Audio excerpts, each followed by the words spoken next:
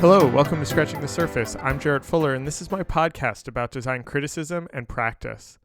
On this week's episode, I am talking with the designer, educator, and my friend, Tim Belonax. Tim is currently the senior brand designer at Pinterest and teaches in the graphic design department at California College of the Arts in San Francisco. He previously was a designer at Airbnb, Mine, and in Facebook's Analog Research Lab. Tim and I met while we both worked at Facebook, and I was really struck by his thoughtfulness and the intellectual rigor that he put into his work. And we've been having conversations about design and writing and teaching and criticism and all the things I talk about on this podcast for a few years now. But this is the first time that we actually put a microphone between us. And in this conversation, we talk about Tim's background and his interest in design, how he started teaching, and how to encourage and incorporate thoughtful critique into in-house design teams. I don't talk to many designers who are working in-house at larger companies, and I've been really interested in how you can make space for criticism within a company like that. And I think Tim's done a really good job of that, and I think his career as both a designer in the tech industry and as a design educator really gives him a sort of unique perspective that I really enjoyed and feel like I learned a lot from. Remember, if you're a fan of the podcast and want to help support it, you can become a member for $5 a month or $50 a year to receive an exclusive monthly newsletter with additional content and episode previews. Memberships really help keep the podcast going, and I just really appreciate all of your support and hope that you enjoy this conversation with my friend, Tim Belonax.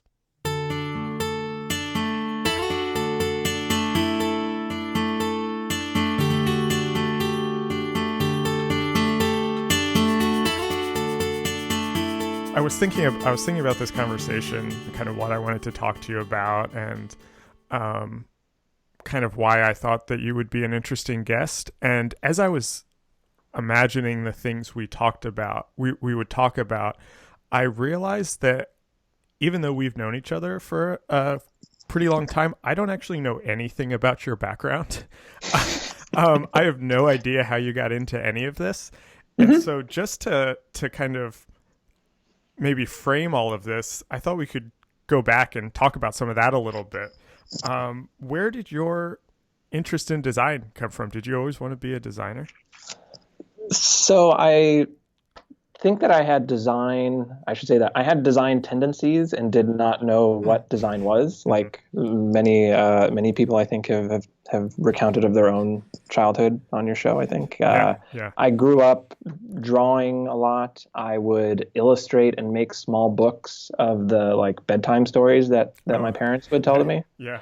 And then that led to, drawing my own type, and any sort of assignment in school, I would try to illustrate something around it. And I was just sort of encouraged both in school and outside of school, oh, nice drawing. And so I just kept doing that. And just sort of followed that path. And that, I think, actually really helped me get through school. I was a decent student, but that made it even more enjoyable. And then I'm trying to remember, when did I actually discover, there's a thing called design? That was my next question. I was curious when that kind of came together. You realized this was a thing. More importantly, what came first was I was really lucky to get a tour of Pixar Studios when I was maybe 15 or 16. Oh, okay. Are you did you grow up in Northern California? Yeah, I grew up in Northern California. Yeah. Oh, see, I didn't know that either. Oh, there you go. Yeah. Martinez and then Danville. Yeah. Okay. Nice.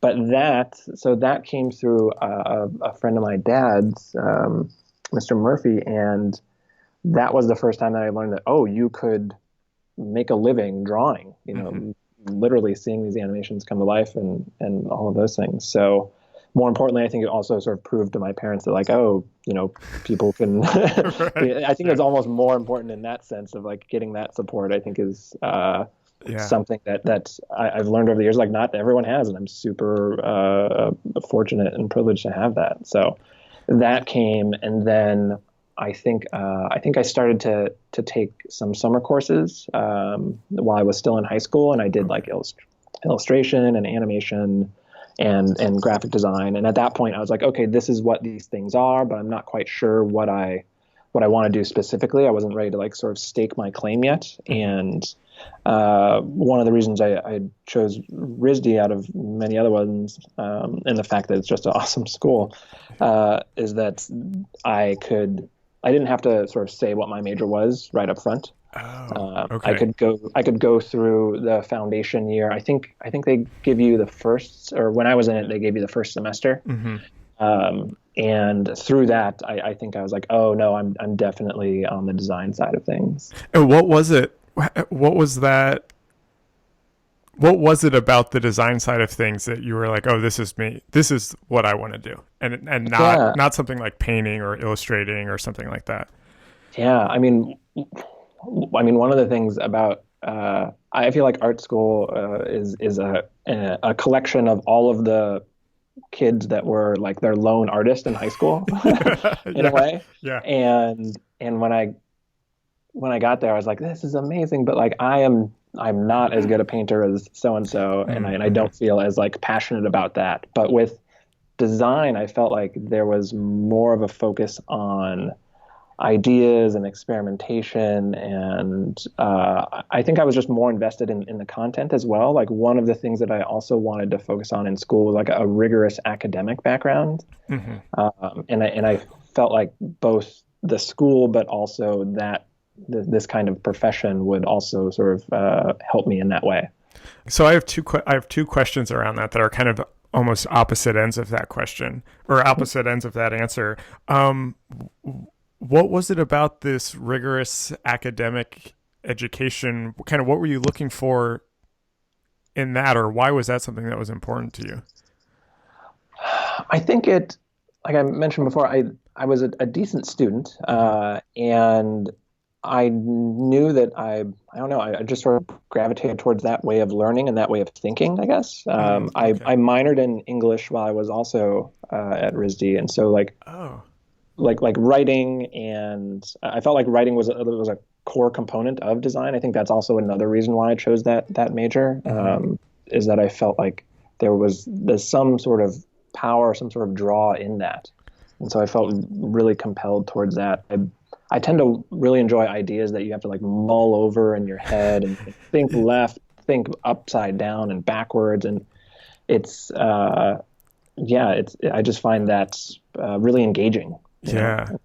Yeah. Because the reason I asked it actually, and that answer kind of sets up the second part of the question that I was thinking about when you were talking about this is something I've been thinking about a lot and something that I've been kind of fascinated by and asking more of the people I talk to in these interviews is kind of that early design when you're in that early design education, kind of how aware of what a graphic designer does, like how aware of how aware of what they do.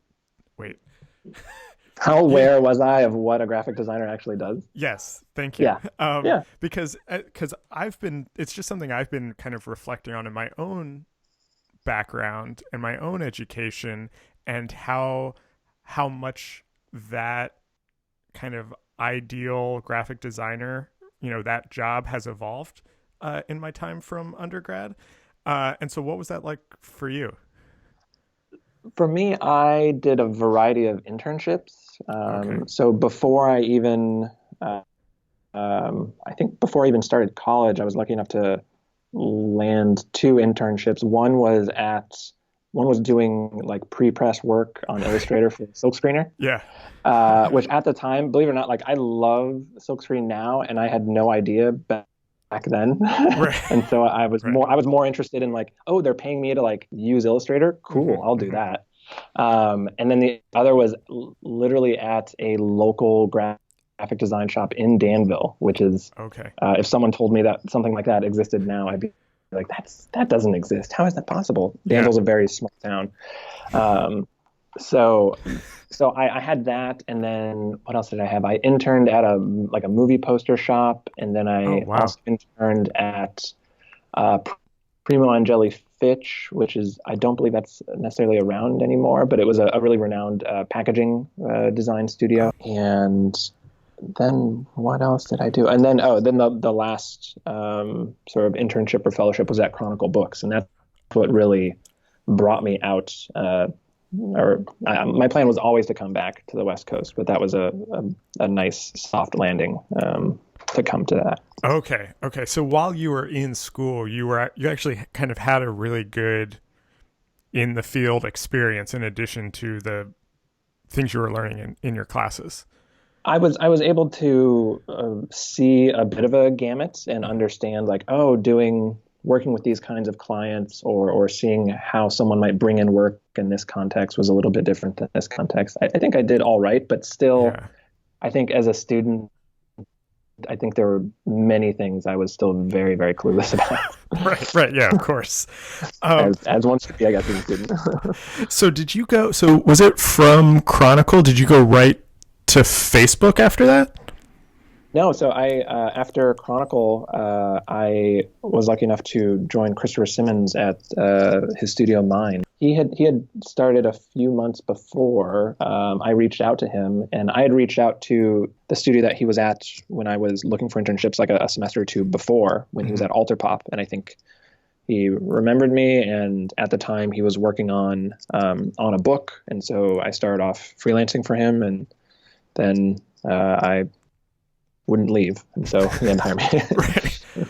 Okay. So like the first 5 years or so of your career was in a studio environment or a kind of agency environment. Because one of the things that I was really interested in talking to you about that I think makes you different than most of the people that I talk to is that the majority of your career, I guess, aside from those first kind of 5 years, has been in-house. Which is a little bit different, I think, than a lot of the other people that I talk to. And I've been thinking a lot about, this podcast being about this kind of relationship between criticism and practice, or how kind of theory or kind of self-reflexivity can kind of play out in work. And I don't talk with a lot of people who are doing that kind of work in larger companies. And so I kind of want to. I have a series of questions kind of around that I would love to talk to you about. But I'm kind of interested first in that switch from going from a studio to working in house. And was that something that you were was that a conscious decision, or did you know that this was going to be a different type of work? I definitely knew that it was going to be a different type of work. If you had asked me, when I was still working with Christopher, if I would ever go in-house at that time, the in-house teams were not what they are now. There were few and far, in-house teams that had a really strong design practice, or at least valued it, and I think I was lucky at like Chronicle as a fellow, like they definitely value it. And there were, fewer other places, but around the time that I started to consider in-house, like that was sort of the beginning of the boom of what I think of in-house design as right now, or Right. at least on the West Coast. What year was that about? That was around I want to say 2011. So Okay, yeah, it happened. Yeah, it actually, I was at CalArts. I had finished a year of my MFA there, and I was doing summer work for Facebook at the time. Okay. And then that work didn't stop. Okay. All right, so let's backtrack for a second, because I would like to talk about CalArts just a bit. What was it? Why'd you want to go back to school? I'd always wanted to teach. I wanted to focus more on writing. I wanted to grow more of that, that kind of practice, to be able to work, to teach, to, I'm not a prolific writer like some of your other guests. I strive to be, but it's a tough one. Yeah. And so it was really about trying to make that change. I knew that I definitely couldn't do that. Like Christopher's studio was great, but it was literally the two of us and an intern, like almost always. Yeah. And that was on purpose, and we really liked that. But I needed to sort of grow and challenge outside of that. And CalArts has this great history of teaching other designers to be great teachers. Also, there's a great history of writing going Yeah. on and experimentation, which they still have. So Yeah. it seemed right. And so you were there while you were freelancing at Facebook? I was so during between my first year and what would have been my second year, Right. that summer I was freelancing for them. Yeah. Do you ever think about if you would have finished? Do you feel like you missed Oh, out on the second year? so yes and no. I think one of the things when I was thinking about it was like I was also lucky enough to share a studio with Ed Fella as Oh, like wow. certain like certain they're like two pods for the MFA students, and one of them has Ed Fella's studio in it, and like Ed Fella is the ultimate exit level graphic designer. Hmm. He's someone that went back later and like did Yeah. it up, Yeah. and so there's that. Plus, when I decided to move over to Facebook, like I also learned a ton of other people also left their own MBAs and doctorate programs, and like a lot of other people paused or stopped going to those things. Hmm. And um, I do think about it from time to time. Maybe I will. Maybe I won't. I mean, I knock on wood. I feel pretty lucky that now I've been teaching for almost 5 years at CCA, and teaching was one of my goals. Yeah. So, it's all I think what you want out of it. I think I probably could have. There are definitely things that I am really sad that I missed. Like the second year, I was supposed to TA for Mr. Keaty. Oh, nice. Um, yeah, and like that. I mean, that's that would have been pretty epic. Yeah. So there, but plus like a variety of other things. So it was by no means an easy choice, and I definitely think about it from time to time. But I also don't sort of kick myself Yeah. over it either. Yeah. So Well, I mean, that's kind of what I thought you were going to say, to be honest, because you have, even without kind of finishing, I feel like you have built that type of career that you went back to school for, where you are. Like you said, maybe you're not writing as much as you'd like, but you're teaching and kind of working on these side projects and have a design practice, and those reasons are the same reasons that I went back to school also. And you seemed like you were able to still kind of do it anyway. But it does make me curious, and I imagine that it was a hard decision, but did you see Facebook as a place where you could maybe do those things, or did it seem like well, I'll just set this other stuff that I want to do to the side for a while? You know it, what I mean? yeah, I absolutely know, and it absolutely was. So it absolutely was what I thought it would be, or what I thought I Hmm. could make out of it. Yeah. Because at the time that I was there, or when I was at least initially freelancing, like it felt like a school. Hmm. People were up late, super passionate. The analog research lab was had sort of just started, and even as a freelancer, I was in there like printing up posters. Hmm. Yeah. In fact, like one of the small things I did was that I actually like signed the poster like designed by guest designer, Mm. as like a little nod of like, hey, I'm just freelancing here. Yeah. Yeah. Maybe you'll hire me later.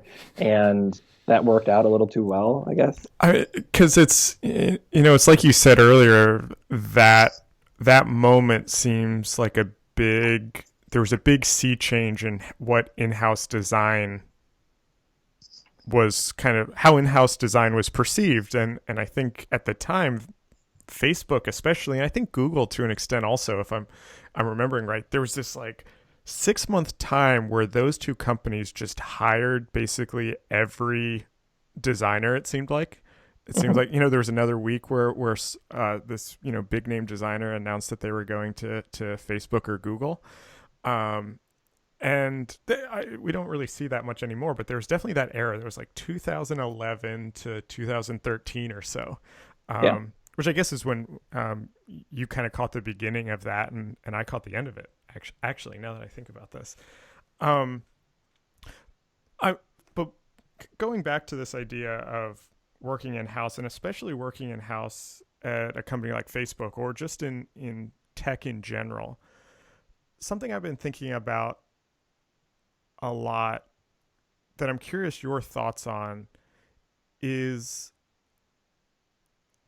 this idea of kind of bringing in a deeper design criticism or thinking about your work in kind of a larger critical context, and the sometimes tension of that with the fast-paced environment of that these companies can have. And on one side, it feels like that makes that kind of work harder. But then on the other side, I feel like it actually makes it easier because it isn't just a client where something's done and then you move on. There's this, it's a, infinite engagement in a sense. And I'm curious kind of what you think about that, or how you approach your work in these companies, because you're someone that I think really does, even going back to when you're talking about RISD and wanting this kind of rigorous academic career, I feel like you bring that to your work at Facebook or at Pinterest. And how do you think about that? I think about it in a few ways. I think one of the most prominent ones is something that I learned while I was in Project M, which is a design initiative led by John Bielenberg. But I remember being on a walk, and I think it might have been Brian Collins who was visiting at the time, and he was describing something called problem seeking. Oh yeah. I get a sense that you are tired of designers calling themselves problem solvers. I know that I am. But the idea of problem seeking, I think, is much more interesting, and I think much more aligned with how I like to practice design, especially as someone in-house. And so that has always been quite a big drive for me. It's definitely something that I was able to practice at Facebook early on, especially through the Analog Research Lab. Felt like it was almost like institutional critique in a way, how you could make these things and a client necessarily wasn't asking for it. You were just sort of observing and reflecting. And I've tried to sort of carry that through in projects big and small. One of the projects that we launched right as I left was for F8 at the moment. We did a museum of it was called the Museum of Reincarnated Technology. I remember this. Yeah, and it was all old tech, and it was my favorite piece was a zine that Jez Burrows made, which it was the announcements of startups, and then at the front of the zine and the back of the zine you'd see the date, and it was like so and so has had to shut down, and it goes from like, oh, this epic startup in the beginning of January, and then in December, like 6 months later, it's like totally closed down. And it was just supposed to be this like a memento mori for tech companies in a way. And it was like, I couldn't believe I still can't believe that they let us sort of into the big show that F8 is with that, but it was hilarious. And so things like that are sort of big and small. I've tried to continue that kind of practice and that kind of looking. And then that extends to, I think right now there's the big focus on critique inside design teams and criticism and how that comes into play. And so, that's another way of trying to practice and lead. And how do you, obviously you don't have to go into specifics of your team and projects that you're working on, but how does that actually kind of play out in the like day-to-day work? And I'm asking this question purely selfishly because I also spent the first 6 years of my career in-house and feel like if I could do that again, I would do it completely different. And so many of the kind of frustrations that I had at the time, it's one of those things where it's like when you get your next job, you realize all the things you could have done on the previous job better. And you're someone that I've always thought of as who's been able to do the in-house thing better than I could. So how does that kind of critique within the team play out actually in the work or in the work environment? Mm-hmm. I feel like it's always morphing and trying to improve, which I think is one of the things that I enjoy about tech is that it's taking in feedback and reassessing, and taking in feedback and reassessing. For us right now, it takes the form of two critiques, just sort of like stand-ups. They're about an hour long, and we try to keep them casual. It's like bring your coffee.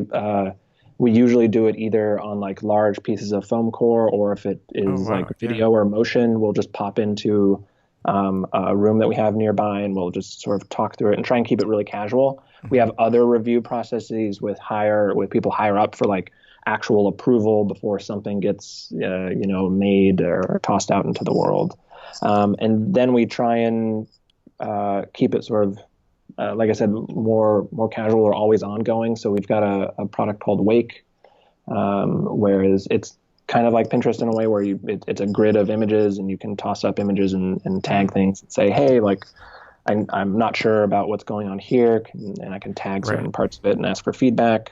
Just sort of getting visibility. I think one of the hard things about companies as they scale, and especially teams as they scale, is just the amount of things going on, and being able to stay in the loop and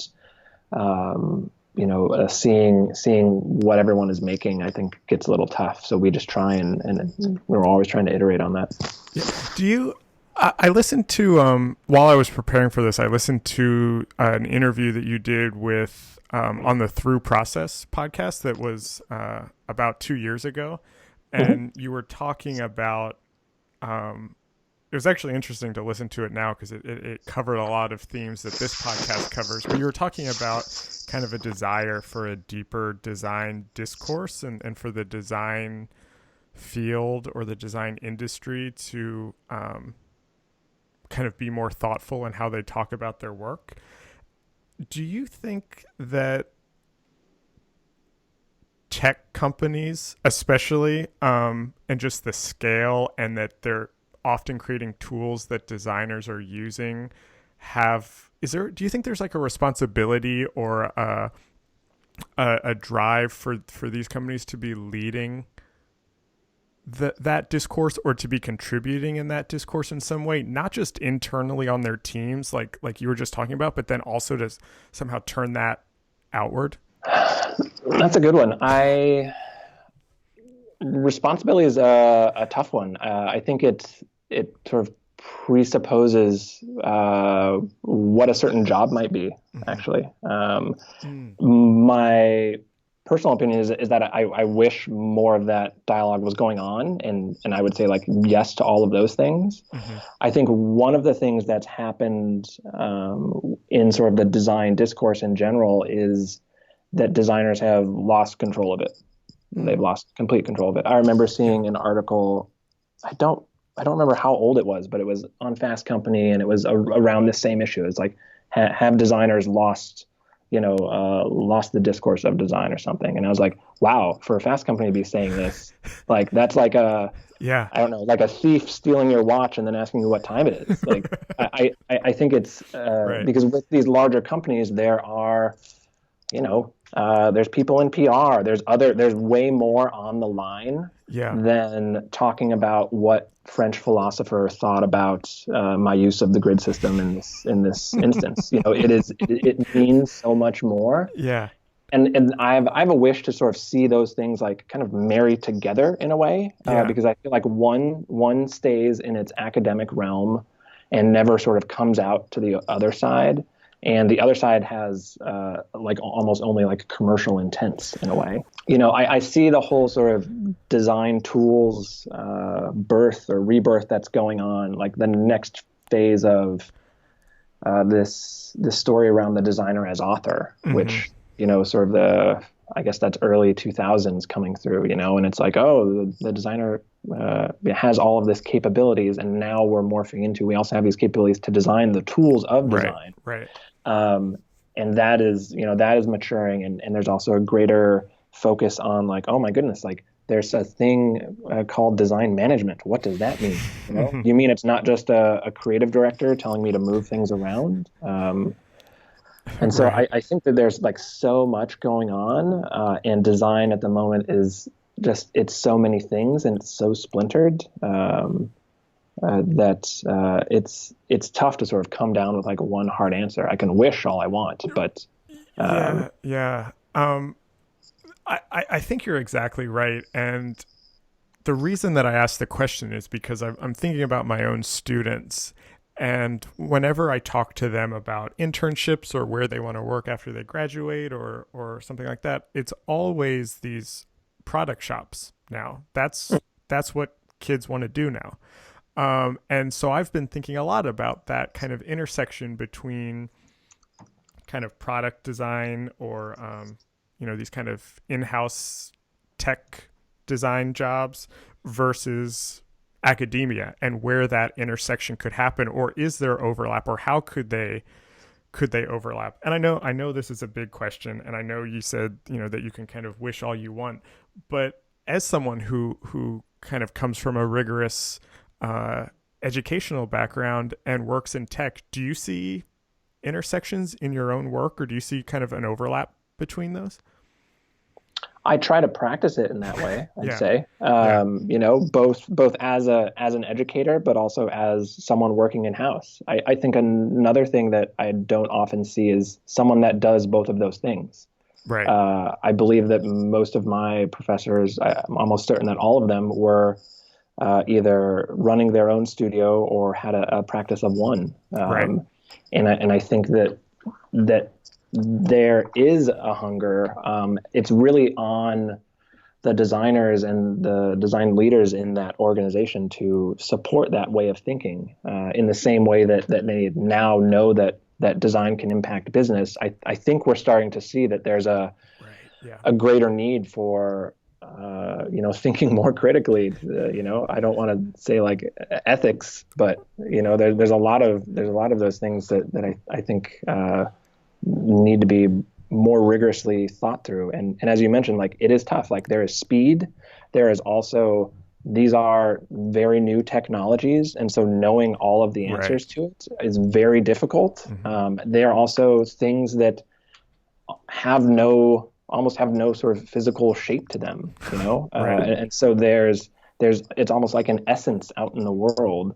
Whereas, you can design a thing and it can break and injure someone, but then you can see, okay, that's where it broke. That's what we need to fix. You probably could have foreseen some of that, but I feel like there's just so much stuff going on that it's hard to see further than a few months down the line. Yeah, and it's almost hard. Just to even take that a step further, it's hard to even talk about a coherent design discourse anymore at all, because this is all splintered into, like you said, product design and kind of traditional graphic design and design management and strategic design and all of this, that maybe it's okay that all of those have their own discourse. I don't know. I haven't thought about that until right now, but that kind of unified, actually, when I talked to Jeffrey Keaty, he mentioned this, that he thinks the term graphic design is actually a 20th century term that doesn't really exist anymore. And that all of these things we're doing are some new thing. And so maybe this idea of a singular design discourse isn't even kind of possible in that way that it once was. I think so. I mean, part of it, you could think about it as just the sheer volume of people. Mm-hmm. Like if you, because you talk about design discourse as it once was, well, like, okay, when was that time? Right. And I think, having listened to the podcast, I think I know when you mean sort of the emigre era. Right. And that unto itself was like, the design community was a certain size of people. They were all doing a certain amount of things. And now that size is, 10x, and the kinds of things they're doing are also 10x. Right. I would agree with you that I think that the niche mentality is probably where it's at, like focusing on those singular areas, and getting that discourse to something. Yeah. And then you can talk about sort of bringing it together. It's almost like a design congress in a way. Right. Yeah, I love that. I want to talk about this from the other angle now, because you also teach. How did you You mentioned earlier that you had always been interested in teaching. Where'd that interest come from, and how'd you get started? The interest, I believe, came from honestly having great teachers Yeah, and, yeah, seeing that, and also always wanting to. I felt like teaching was sort of something that represented that you were doing a decent job at design, um, yeah. but also that it was a way of giving back to it and shaping the future of design. Hmm. And I think as a studio mate, I really enjoyed that dialogue and like being there for your fellow students. Yeah. And so I sort of carried that with me and knew that it was a thing I wanted to do. And I was, again, really fortunate in working with Christopher because he was doing the things that I wanted to do. He was writing, he was running his own studio, which not necessarily something I wanted to do, and he was also teaching. Hmm. And so I was lucky in that when he was teaching, sometimes I could come in for critique. And over the course of quite a few years, I was quite often at CCA. I sort of joke that it's more of my second school than anything else because I would also, walk into lectures that were free because I knew that they were going on and most people didn't. And so Yeah. I became a presence and slowly made it known. And what got lucky one year, Cynthia Wen, the head of the department at the time, asked me to come in and teach GD3, which was at the time being taught with Eric Hyman, who Oh, runs yeah. Volume. Yeah. And yeah, it started from there. And I've been really happy and fortunate that I've been able to keep it up and that I've been working with people that have accepted that of me and been actually really, they've fostered that. So I really appreciate it. Yeah. Do you think has that experience changed how you think about design or how you think about your other work? Oh, absolutely. I think it goes both ways. Yeah. My experience working in house, especially in tech, has influenced the kind of educator I want to be. Mm. I know I don't sort of believe in this almighty top down. This is the right way to do the thing. Yeah. I want Yeah. to foster a sense of independence with my students and inquiry, like someone that's asked.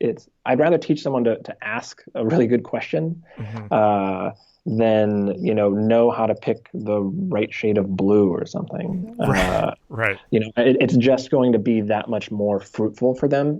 They might end up making work that looks a little strange and unrefined, and I think that maybe that sort of goes back to I feel like how I was educated. Um, but I Yeah. definitely know that it's impacted that. And then on the flip side of things, I think it definitely impacts how I present work, how I think about telling the story of a design to different constituents, whether they be sort of in business or recruiting Hmm. or other parts Hmm. of an organization.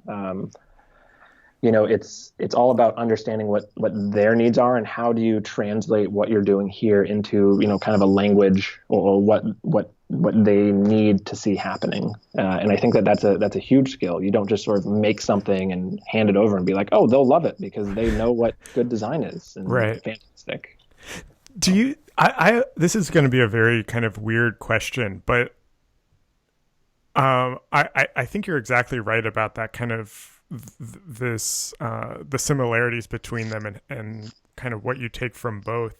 Do do each of those sides come from different parts of your brain, or does this all seem like the same thing to you now? You know what I mean? Like when you go and you're I working on a think design team and then you go and run a class, does that feel I'm different? it's different only in the context and the sort of what I feel like I need to get done and Mm-hmm. what my role is in that situation. But it's all coming from one brain. I don't sort of turn one thing off and turn the other thing off. Right. Yeah, it's all me. I have a question that I've been asking everybody that I've had on the podcast recently who teaches, asking them this question, because this is something that I've realized in the last couple months in my own teaching practice.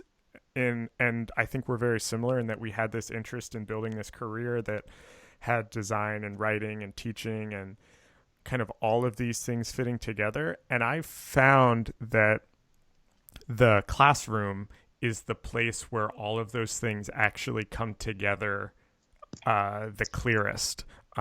It's in the act of teaching, in the act of being with students. It involves criticism. It involves design and kind of art direction and inquiry and writing, and all of these things really fit together in a very seamless way. Does that match your experience? I would agree with that. I don't think I would say seamlessly. Okay. I think to me it's a little it's a little bit more trying. Like the class that I teach is more about sort of systems design, and so the quick metaphor that I use for the students is like, it's kind of like when you put together a table and you have to put all the legs on, but you sort of have to like tighten one leg before you tighten all of them really down tight so that the thing is sort of level in the right way. And so that sort of back and forth between like, oh no, we need to change this thing over here so that it evens out over there, is sort of more how I would describe that. But I totally agree with you besides that. Yeah, and I would maybe seamlessly makes it sound like it's too easy. Maybe I should say that if this was like a Venn diagram, the intersecting point is bigger than any of the other contexts of where I'm doing these things. I didn't mean to say that it's just this kind of easy thing where everything comes together. No, I know what you mean. But yeah, I agree with that. Yeah, it is that nice Venn diagram of all those things coming together. I agree. Are you doing much writing anymore? I know you mentioned earlier that you're not doing as much as you want. How does it kind of fit into your work now? Yeah, the honest, sad truth is it doesn't really well. Okay. I think that the majority of my writing has actually taken place in terms of lectures or some sort of talk I've given. So there's that. I was previously working on a book proposal, and I don't necessarily think that it's going to go that far, but like it comes up in a variety of things like that. There's a lot of writing for me in teaching the class. Actually, I'm fairly robust in my feedback from my students. I've been trying to finish a sort of second version of this side project that I gave a talk at the Type Directors Club around like graffiti and interesting. and design essentially. And so that is still sort of on the books. Hopefully I could get that out this year. Nice. My answer is like not as much as I wish I did. And that's something that's still been difficult for me to crack. I think I really have to sort of drop something else to be able to pick that up. Yeah. What would you, I'm curious, what kind of, I'm going to ask this in two ways, both kind of historically and then presently. When you were interested in this kind of career that included these things, what kind of writing were you interested in doing? And then now, if you had that time or if you were able to carve out space for that, what are the types of things you'd be interested in writing about or thinking about? Yeah, some of the the earliest design writing, I think that really had an impact on me was like the Looking Closer series, but more so even before that, a book called Chasing the Perfect by Natalia Ilin. She came and did like a week-long workshop at RISD, and it was fantastic. And I remember picking up her book like immediately after that. Yeah. So it's books like those, or David Barringer. Yeah. I'm trying to remember what was his book. It's something about like there's nothing funny about graphic design, or he has something sort of cheeky. You know, he has that one. There's nothing funny about graphic design, and then he did that full. Immigrant gave him like a full issue. American Dog. Is that the one? Yeah, it's like American Mutt barks in the yard or something like that. Yeah. Yeah, he's great. Yeah, so those were sort of the earlier ones, and then it's there's so much of it now, but like I love Roman Mars and what he's been doing with the Okay. podcasts. Yeah. It's something around that area of just looking at the world and asking these questions. I feel like it's just so accepted now. I that kind of leads perfectly into my next question, actually, and this is a question that I ask everybody. So you probably know this is coming. What are the issues or topics that you think designers should be talking about or writing about and thinking about today? What are the kind of issues facing practice or the profession or the industry? Mhm. I think the biggest issue right now is diversity and inclusion. Mm-hmm. Um, I don't think I've heard other guests talk about that enough. And I know that my design history was basically a bunch of old white dudes. Yeah. And we've got to get past that. Yeah. And it's going to take some time. But like that is like, in my eyes, like that is the number one thing that people are not brushing over, but it's not getting enough of its due, Yeah. Yeah. especially I with all of agree. these tools and how far-reaching design is now.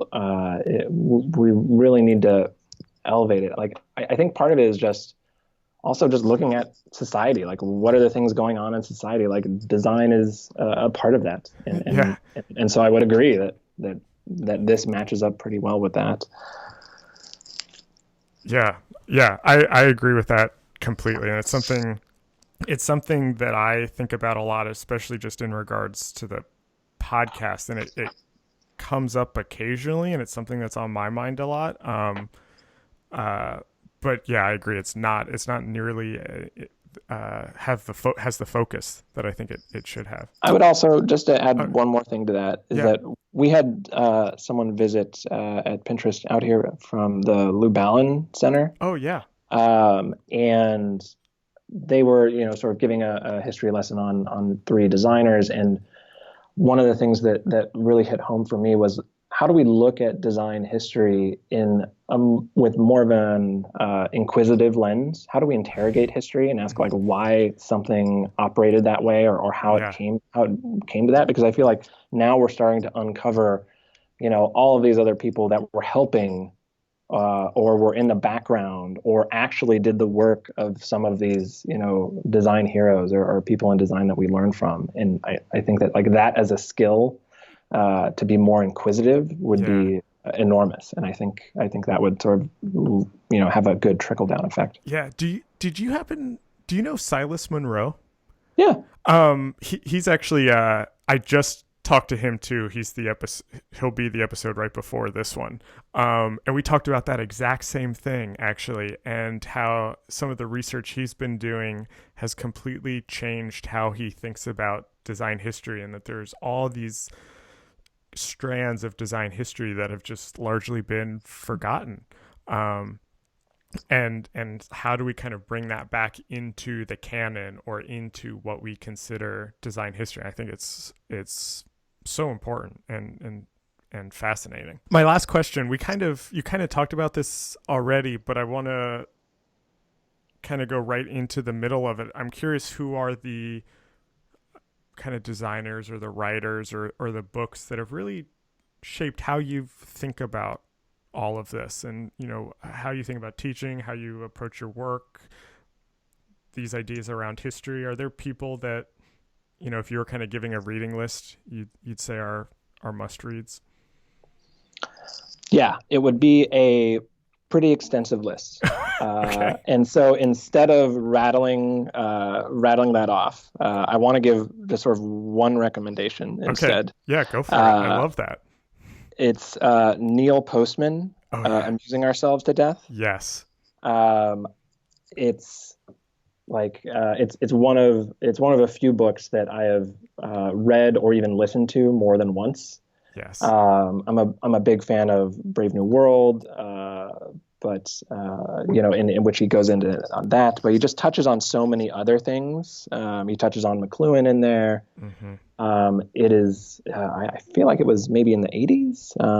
Yeah. I think it's early 80s. And so I would say like that, just like focus on that. And if you get through that, I would say that the next book is almost any of the books by Edward de Bono. Oh yeah. I think one of his famous ones was Thinking Course, but this was another one that John Bielenberg introduced me to. And like the idea that your brain is a muscle that you need to work out and you can change. I was like, wait, what? Oh yeah. And so that work was definitely something. But I feel like I get so much inspiration from so many people, and I've been really privileged to go to the schools I went to and lucky to work with the people I have. Like all of those people have influenced me in some way. That's great.